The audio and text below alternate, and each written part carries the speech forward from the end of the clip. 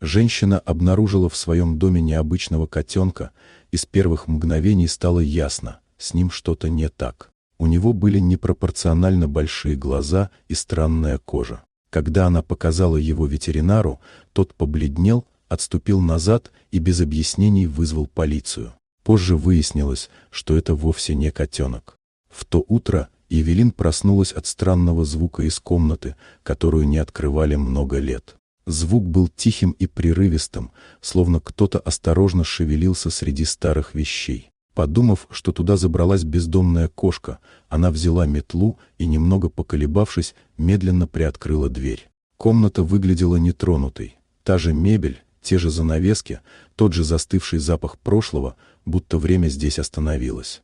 Пыль лежала тонким слоем, а свет из окна едва освещал углы. В одном из них, на старом комоде, сидело маленькое существо с большими темными глазами, а рядом с ним едва заметно шевелились крошечные детеныши. Сначала Эвелин приняла это за кошку, но вскоре поняла, что-то не так. У животного были слишком большие глаза, а мордочка казалась короткой и приплюснутой. По бокам тела тянулись широкие складки кожи, словно мягкий плащ. Когда оно чуть повернулось, стало видно, что эти складки соединяют передние и задние лапы, образуя странную перепонку.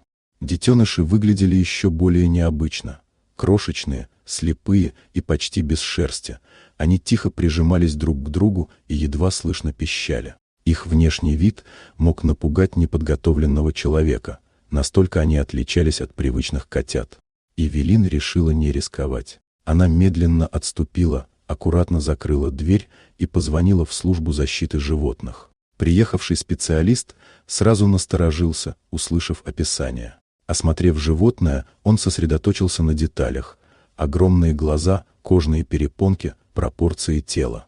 Его реакция была спокойной, но серьезной. Он объяснил, что это вовсе не кошка, а редкое дикое животное, японская белка-летяга, известная как мусасаби.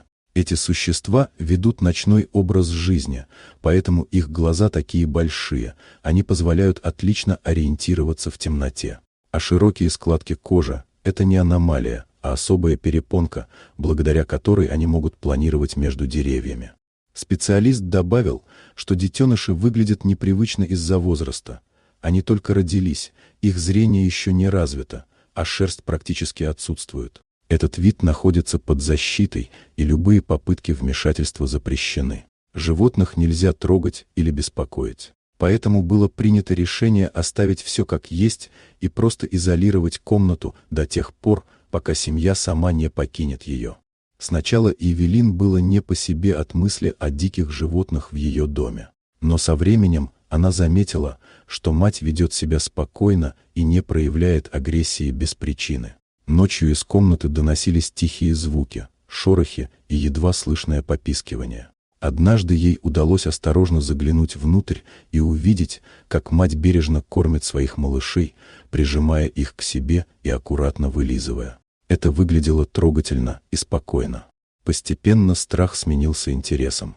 Существо наблюдало за человеком без угрозы, скорее с осторожным любопытством. И в какой-то момент стало ясно, перед ней не странный котенок и не опасный зверь, а редкое и удивительное дикое животное, которое просто нашло в ее доме тихое место для воспитания своего потомства.